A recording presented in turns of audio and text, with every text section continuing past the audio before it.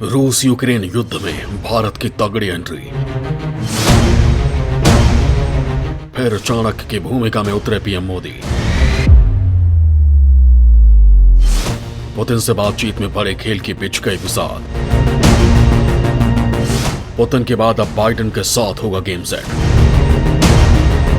जल्द ढह जाएगी विरोधियों की लंका। दोस्तों, रूस और यूक्रेन के बीच जंग का ऐलान हो चुका है। आसमान से बमों की बौछार हो रही है। तोपों और टैंकों की गर्जना से पूरे यूक्रेन के लोगों में दहशत है। मौत का जो खेल रूस ने शुरू किया है, उसका अंजाम कितना भयानक होगा, किसी ने कल्पना भी नहीं की है। पश्चिमी यूरोपीय देशों के प्रतिबंध लगाने के बावजूद रूस के इरादों में कोई बदलाव नहीं आया है। उल्टे वो और आक्रामक हो गया है, जिसका नतीजा अब दिखने भी लगा है। हर तरफ चीख पुकार मची है, लाशों के ढेर लगे हुए हैं। मौत का ऐसा कलरव हो रहा है जिससे धरती कांप गई है और आसमान फट गया है।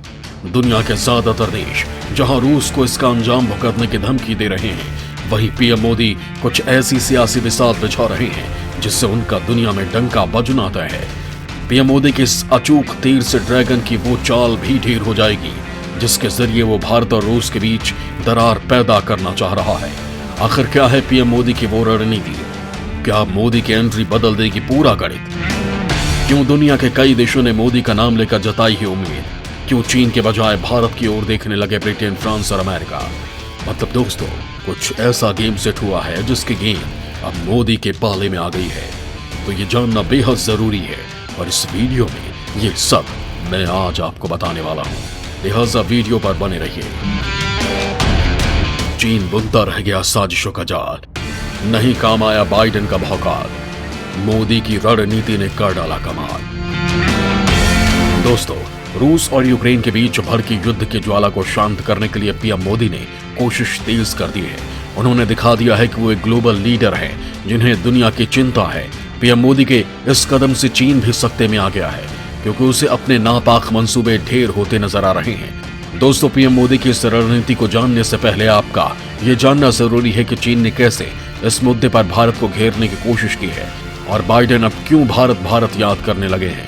क्यों यूक्रेन और फ्रांस को लगने लगा है कि अब भारत ही सब कुछ ठीक कर सकता है, क्योंकि मोदी को कृष्ण बताने लगे दुनिया के कई देश। तो दोस्तों, सबसे पहले मैं आपको चीन वाला गणित बताता हूं। चीन के इस गणित को समझने के लिए आपको थोड़ा फ्लैशबैक में जाना होगा। जब यूक्रेन और रूस के बीच विवाद शुरू हुआ था, उस वक्त भारत ने तटस्थ होने की नीति अपनाई थी और किसी भी पक्ष के साथ खड़े होने से इनकार कर दिया था। इसी मौके का चीन ने फायदा उठाया था और रूस को यूक्रेन के मुद्दे पर खुला समर्थन देने का ऐलान कर दिया। चीन के इस चाल का ही नतीजा था कि दोनों देशों के रिश्ते काफी मजबूत हो गए। हाल ही में हुए चीन के ओलंपिक में रूसी राष्ट्रपति का जाना इसी की ओर इशारा करता है।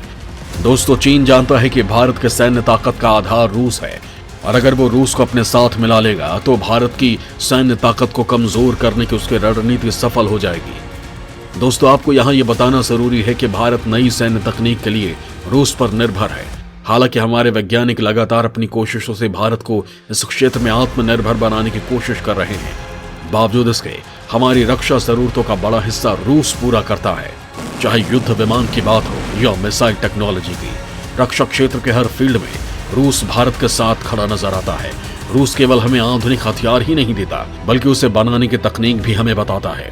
हमारे पास आधुनिक हथियारों का जो जखीरा है, उसमें से ज्यादातर रूस की मदद से ही बने हैं। लिहाजा अगर रूस भारत को सैन्य साजो सामान की आपूर्ति बंद कर दे तो भारत की रक्षा ताकत पर खासा प्रभाव पड़ेगा।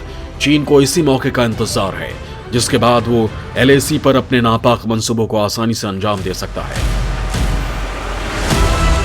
दोस्तों, भारत को घेरने के लिए चीन केवल रूस को नहीं बल्कि हमारे पड़ोसी मुल्क नेपाल और बांग्लादेश को भी झूठ का सब्ज बाग दिखा रहा है। नेपाल के साथ हमारे रिश्ते इस समय जिस दौर से गुजर रहे हैं वो चिंताजनक है, क्योंकि चीन ने वहां अपने फरेब का जाल फैला दिया है जिसे नेपाल की भोली भाली जनता देख नहीं पा रही है। हालांकि नेपाल के कुछ बुद्धिजीवी लोग चीन की इस साजिश को समझ गए हैं और उसका विरोध कर रहे हैं, लेकिन चीन के इस मकर जाल ने वहां के लोगों को इस कदर जकड़ लिया है कि वो चाह कर भी इससे बाहर नहीं आ पा रहे हैं। नेपाल की ही तरह बांग्लादेश को भी चीन अपनी मक्कारी के जाल में फंसा रहा है। भारतीय इंटेलिजेंस को मिल रहे इनपुट के मुताबिक चीन बांग्लादेश के शेख हसीना सबमरीन बेस को विकसित कर रहा है, जिसका इस्तेमाल वो अपने लिए भी करेगा। चीन को पहले इस बेस को बांग्लादेश को विकसित करके देना था, लेकिन अब चीन इसे धीरे धीरे अपने कब्जे में लेता जा रहा है। दोनों देशों के बीच डिफेंस डेलीगेशन विजिट भी पिछले कुछ सालों में बढ़ी है। चीन बांग्लादेश को टैंक, फाइटर जेट, सबमरीन, जंगी जहाज और एयर डिफेंस सिस्टम के साथ अन्य सैन्य उपकरण दे रहा है। बांग्लादेशी नौसेना में 2 डीजल अटैक सबमरीन मार्च 2016 में शामिल की जा चुकी हैं। वहीं 6 जंगी जहाज, जिसमें 2 anti surface anti submarine patrolling boat शामिल है। पिछले साल ही चीन ने टाइप 053H जियांग वई क्लास की 2 गाइडेड मिसाइल फ्रिगेट बांग्लादेश को दी है। इससे पहले 2 गाइडेड मिसाइल फ्रिगेट दे चुका है, जो कि 2014 से लगातार सेवा में है। चीनी नौसेना से डीकमीशन हो चुकी 2 फ्रिगेट का सौदा साल 2018 में दोनों देशों के बीच हुआ था। बांग्लादेश की नौसेना में 4 स्टील्थ गाइडेड मिसाइल कार्वेट शामिल हैं। वहीं 2 semi stealth large petrol craft के अलावा चीन की मदद से खुलना शिपयार्ड में बने दुर्गम क्लास के 2 semi stealth large petrol craft शामिल हैं। 4 चीनी मिसाइल बोट भी बांग्लादेश की नौसेना में अपनी सेवाएं दे रही हैं। रिपोर्ट के मुताबिक चीन लगातार बांग्लादेश को न सिर्फ अपना बेस तैयार करने के नाम पर कब्जा कर रहा है, बल्कि चीन बांग्लादेश को हथियार देकर अपने कर्ज के जाल में भी फंसा रहा है। चीन की यह सारी साजिश भारत को ध्यान में रखकर की जा रही है। दोस्तों, केवल नेपाल और बांग्लादेश ही नहीं, बल्कि श्रीलंका को भी चीन ने अपनी कर्ज नीति के तहत पूरी तरह फंसा लिया है, जिससे बाहर निकलने के लिए वो भारत की मदद ले रहा है। दोस्तों, दरअसल श्रीलंका ने चीन से विकास के लिए ढेर सारा कर्ज ले रखा है। उसके ऊपर इस समय $7.3 अरब का घरेलू और विदेशी कर्ज है, जिसे उसे अगले कुछ महीनों में चुकाना है। इस कर्ज में सबसे ज्यादा हिस्सा चीन है। बताया जा रहा है कि श्रीलंका को जो कर्ज चुकाना है, उसमें 68% हिस्सा चीन का है। श्रीलंका को चीन को $5 अरब चुकाने हैं। दोस्तों, यहाँ आपको ये बता दूं कि श्रीलंका ने गंभीर वित्तीय संकट से निपटने के लिए चीन से अतिरिक्त $1 अरब का कर्ज लिया था, जिसका भुगतान वो किश्तों में कर रहा है। लेकिन कोरोना महामारी के चलते उसकी आय का बड़ा स्रोत ठप हो गया। वहां के लोग भूखे मर रहे हैं, उनके पास खाने के लिए अनाज नहीं है। फॉरेन एक्सचेंज रिजर्व 10 साल के सबसे निचले स्तर पर पहुंच गया है। हालात ऐसे हो गए हैं कि श्रीलंका कभी भी दिवालिया हो सकता है। हालत से निपटने के लिए वहां की सरकार ने आर्थिक आपातकाल लागू कर दिया है, लेकिन कोरोना के कारण वहां विदेशी पर्यटक का आना लगभग बंद सा हो गया है, जिसके कारण उसकी अर्थव्यवस्था पटरी से उतर गई है। दोस्तों, टूरिज्म किस तरह श्रीलंका की अर्थव्यवस्था का खेवनहार है, इसका अनुमान आप इसी से लगा सकते हैं कि श्रीलंका की जीडीपी में टूरिज्म का योगदान 10% से ज्यादा है और उसे इससे करीब $5 अरब की फॉरेन करेंसी इसके जरिए मिलती है। लेकिन श्रीलंका सरकार की आमद अब बंद हो गई है। चीन इसी मौके का फायदा उठा रहा है और श्रीलंका की जमीनों पर कब्जा कर रहा है। लिहाजा अब श्रीलंका को चीन की सारी चाल समझ में आ गई है और वो भारत के दरवाजे पर दस्तक दे रहा है, उससे मदद की गुहार लगा रहा है। दोस्तों, यहाँ आपको ये भी बता दूं कि चालबाज चीन ने हमारे दुश्मन देश पाकिस्तान को भी अपने जाल में फंसा लिया है। लेकिन दुश्मनी में अंधे हुए पाकिस्तान को अभी ये दिखाई नहीं दे रहा है ड्रैगन किस तरह उसे लील रहा है, उसके जमीन पर कब्जा कर रहा है और इसे अपना आर्थिक गुलाम बना रहा है। दोस्तों, देखा आपने चीन किस तरह भारत को घेरने के लिए अपनी मक्कारी का जाल बुन रहा है, लेकिन वो शायद ये भूल जाता है कि हिंदुस्तान के सिरमौर पीएम मोदी हैं, जिन्होंने अच्छे को धूल चटा दी है। फिर उसकी भी साथ ही क्या है, पीएम मोदी जब चाहे उसे मसल दे, लेकिन हिंसा और मक्कारी भारत के खून में नहीं है। लिहाजा हम अभी भी चीन को सुधरने का मौका दे रहे हैं, उसे बता रहे हैं कि उसकी गलती का सारा हिसाब हमारे पास मौजूद है और जरूरत पड़ने पर हम उसका ऐसा कच्चा चिट्ठा खोलेंगे जो उसकी बखिया उधेड़ देगा। दोस्तों, जैसा कि मैंने आपसे कहा था कि पीएम मोदी की उस रणनीति के बारे में बताऊंगा जिसके कारण उनका दुनिया में डंका बजने लगा है और चीन को करारा झटका लगेगा, तो चलिए शुरू करते हैं। पीएम मोदी ने चली सबसे बड़ी चाल, ड्रैगन हुआ बेहाल, बाइडेन पर उठे सवाल, अब दुनिया ने मानी भारत की असली ताकत। दोस्तों, आपके दिमाग में भी सवाल कौंध रहे होंगे कि दूसरे विश्व युद्ध के बाद के सबसे बड़े यूरोपीय संकट को टालने के लिए दुनिया के देश क्यों नरेंद्र मोदी की तरफ टकटकी लगाए बैठे हैं। तो दोस्तों, इसका सीधा जवाब है मोदी की आक्रामक रणनीति। क्योंकि जब तक कांग्रेस का राज रहा तब तक भारत ने हमेशा अपने विदेश नीति में सैनिक आक्रामकता का विरोध किया है। जब से मोदी पीएम बने हैं उसके बाद सब कुछ बदल गया है। अब अगर राष्ट्रीय सुरक्षा पर आंच आई तो भारत ने घुस के मारा है, फिर चाहे पाकिस्तान हो या चीन। कुछ ऐसा ही नजरिया व्लादिमीर पुतिन का भी रहा है, यानी पुतिन और मोदी में बहुत सी समानता है और इसी वजह से दुनिया के देश मोदी पर बातचीत का दबाव बना रहे थे।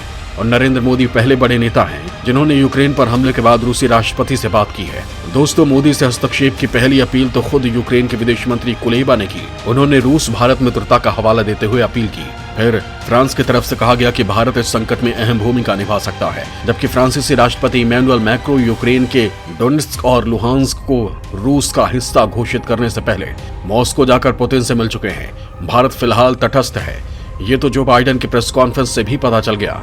उनसे पूछा गया कि भारत खुलकर रूस का विरोध नहीं कर रहा है, तो उन्होंने कहा, हम बात कर रहे हैं, आज भी बात हुई है, लेकिन मामला अनसुलझा है। मतलब यूक्रेन वाले मामले में इन तमाम देशों को भारत ही याद आ रहा है। वैसे दोस्तों, मोदी बड़ी समझदारी से काम कर रहे हैं, क्योंकि अमेरिका और यूरोपीय देशों के रूस पर प्रतिबंध का असर भारत पर भी पड़ेगा। अब तक रूस के साथ मिसाइल डिफेंस सिस्टम S-400 और अकोला क्लास परमाणु पनडुब्बियों के सौदे के बावजूद भारत पर किसी ने बैन नहीं लगाया। चीन से निपटने और डिफेंस डील में अपने सौदे का ख्याल रखते हुए अमेरिका ने काटसा कानून से भारत को अलग रखा। अब दबाव है कि भारत खुलकर रूस का विरोध करे, लेकिन भारत की अपनी स्वतंत्र विदेश नीति है और इसके लिए बड़ी बात यह भी है कि अब यूक्रेन भले ही भारत का साथ मांग रहा हो, लेकिन पहले हर मुद्दे पर वो UN में भारत के खिलाफ ही बैठता था। यहां तक कि यूक्रेन लगातार पाकिस्तान को T-80 टैंक सप्लाई कर रहा है। हाल ही में यूक्रेन ने पाकिस्तानी एयरफोर्स के रिफ्यूल सिस्टम को ठीक करने का कॉन्ट्रैक्ट लिया है। हालांकि इसके बावजूद भी मोदी ने रूसी राष्ट्रपति पुतिन से फोन पर बात की है। पीएम मोदी ने जोर देकर कहा है कि बातचीत के जरिए ही कोई हल निकाला जा सकता है। उनके मुताबिक कूटनीति के जरिए ही शांति स्थापित की जा सकती है। वहीं पीएम मोदी ने पुतिन के सामने भारतीयों की सुरक्षा का मुद्दा उठाया। इसके अलावा पीएम मोदी ने हिंसा छोड़ने की बात भी कही। पीएम मोदी ने रूस के राष्ट्रपति पुतिन से बातचीत के जरिए पूरे मामले का हल निकालने की अपील की है। 25 मिनट की बातचीत में पीएम मोदी ने सबसे ज्यादा इसी बात पर जोर दिया कि युद्ध से किसी तरह का समाधान नहीं निकलने वाला। पीएम मोदी के मुताबिक अगर रूस के नाटो देशों के साथ विवाद है तो वो केवल बातचीत के जरिए इसका हल होना चाहिए। बातचीत में पीएम मोदी ने यूक्रेन में फंसे भारतीयों पर भी विस्तार से चर्चा की। दोनों नेता इस बात पर भी सहमत हुए कि आगे भी हर मुद्दे पर मंथन किया जाएगा और कूटनीतिक चैनल को मजबूत करने का काम किया जाएगा।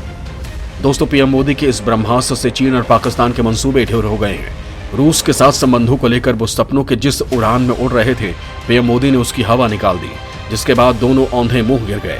उनका सारा सियासी गणित बिगड़ गया। पीएम मोदी के इस कदम से उसके मकर जाल का ताना बाना ऐसा टूटा कि जिसे वो चाह कर भी नहीं सुलझा पा रहा।